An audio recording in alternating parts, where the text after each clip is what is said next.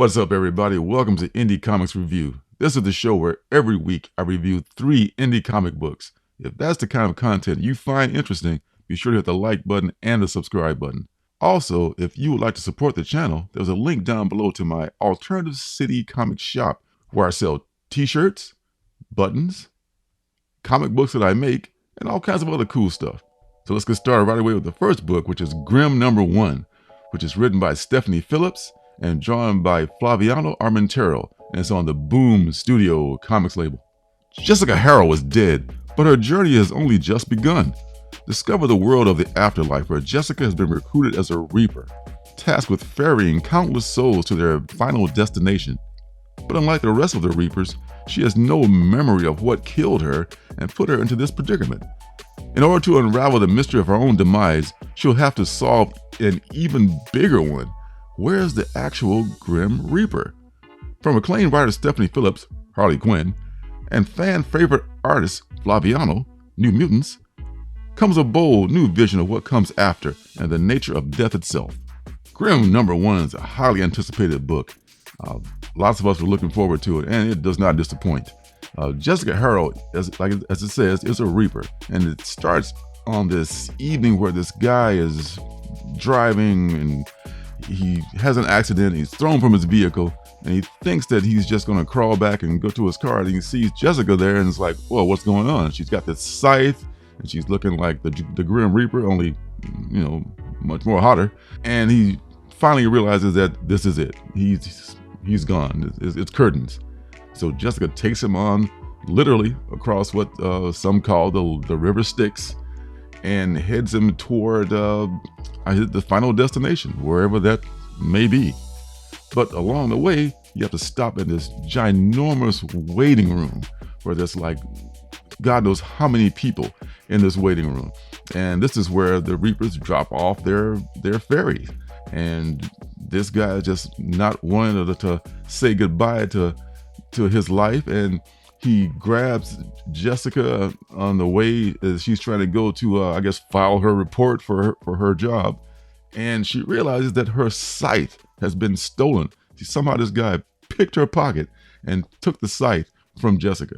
So now she's going to the rest of her co-workers and saying that, my scythe is gone, I'm in trouble, help me. She's freaking out. This book is being compared to Something is Killing the Children in some ways, and being put under a lot of pressure to fulfill that, because that's a tall order, being compared to that book. But that being said, this book has possibilities. It's well written by Stephanie Phillips. Flaviano's art is great. There's a bevy of covers to choose from, as you can guess, as you have seen. And it also looks like there's a lot of possibilities for a good supporting cast, which is what helps make a series good. I would not put that pressure on this book to be as good as SIKTC, but it could be very good in its own right. I'm thinking that the fact that Jessica doesn't know anything about her own origin is going to be a big factor in the story going forward. So that could be something that the writer, I'm sure, will develop along the way. So this is something that's going to keep my attention, and Grimm is a book that I'm for sure going to be reading going forward. The next book is Twig #1. It is written by Scotty Young and drawn by Kyle Stram, and it is on the Image Comics label. It's the first day of Twig's new job as a journeyer on a Jeff Smith Bone-esque quest to save the dark, crystal, labyrinth-style world. Join our hesitant hero for an inspiring and imaginative tale of hope, heartache, and determination to overcome insurmountable odds. A very tiny summation for a very tiny lead character, but Twig is very endearing. Twig is in the mold of Kanto or Wind, more along the Kanto, I guess, kind of a style. He's just this adorable little furry creature that eats mushrooms. Seems he's been chosen to fill his father's shoes. His father was also what they call a journeyer. And his first day, he wakes up late. He's got a cute little sidekick that looks like a little tiny cross between a dinosaur and a squid. And they go out and pack their little lunch and their little backpack, and they go to their first day of their work. And their job is, first of all, to meet this ginormous mountain, this living mountain that reaches out its tongue so that Twig can cross and go inside the mountain. So Twig goes down into the bowels of the mountain, meets this guy who gives him this jewel that he must deliver to this individual known as the Pathsayer. And he's given the jewel to deliver to the Pathsayer, given a map as to how to get there, and sent on his way. And goes on his way through this beautiful landscape. I mean, this book is so beautifully just drawn and colored. They actually have 2 colorists on this book. There's lots of people. There's more people that worked on this book than on seems like a Pixar movie, and it really shows. Twig is on this journey. He's like I said, he's stopping to have mushrooms, and him and his little buddy are chilling out, camping out, and everything. And at the end, there's a big surprise at the end. Scotty Young's typical good writing. He writes stuff like this very well. It harkens back a little bit to I Hate Fairyland, only not as cynical and sarcastic. Like I said, the production on this is just beautiful. This is another highly anticipated book. I ordered mine months ago. I'm sure lots of people got many copies. But this book is I think it hits that all ages sweet spot where there's like things that tug at the heartstrings, and then there's adventure, and then there's just this beautiful landscape and this scenery that is like color therapy. It's just a fantastic looking book. Twig #1, man, that's it really is something that I think you can share with your kids if you have kids, or you can even enjoy yourself. Even when I was not in a really good mood when I read this book, and it kind of just lightened my mood and made me feel better. It's a well done book by Scotty Young and Kyle Strom and everyone else. There's so many names to mention who produced a great book in the process. Twig is something I think that everyone can enjoy. Last book is After School #1. It is written by Justin Benson and Aaron Moorhead and drawn by Greg Hinkle, and it's on the Image Comics label. Morals have eroded.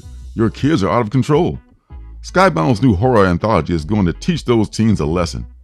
In the debut issue, Justin Benson and Aaron Moorhead, Marvel Studios' Moon Knight, and Greg Hinkle present a standalone cautionary tale soaked in blood and tears. Nora's anxiety prevented her from approaching high school with any degree of confidence. That is, until she adopted Janie, an emotional support dog with a winning smile and a killer secret. But just how far would Nora go to keep her new life? Nora is a teenager like so many teenagers, so many of us when we were teenagers, who was just going through this awkward phase, who was just lacking confidence in herself.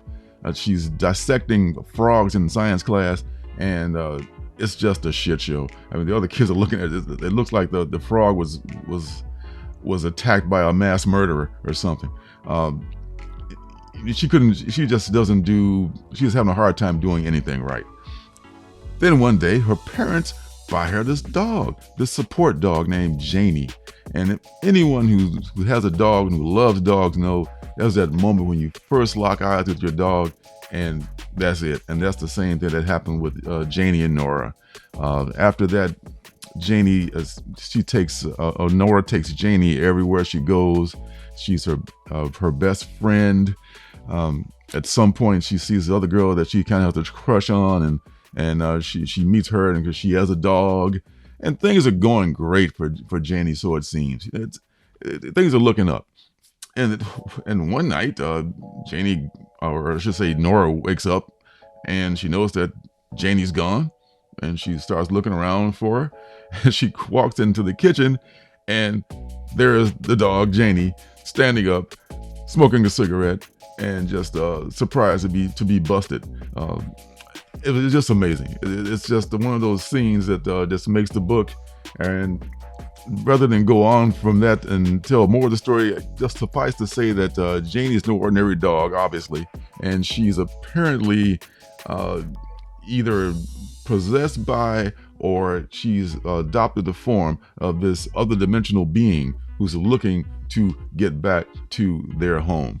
So this after school series is going to be I think a five issue limited series, I want to say, and they're all going to be standalone stories. It's an anthology. I believe different creators every issue is going to be, and if this is any indication, I'm absolutely down for this series. The anthology horror is enjoying a renaissance right now, and this one in particular is so well written. It's horrific in many ways. It's brutal, and you can tell that the people who wrote this are definitely dog fans, not so much other animal fans. But notwithstanding, it still makes for a good read. So yeah, After School is off to a really good start, and I recommend that you all come along for the ride, because I definitely will myself. And that's it for this Indie Comics review for this week. I'll be back next week with 3 more books. Hopefully an Artist Alley, but who knows? We'll see what happens with that.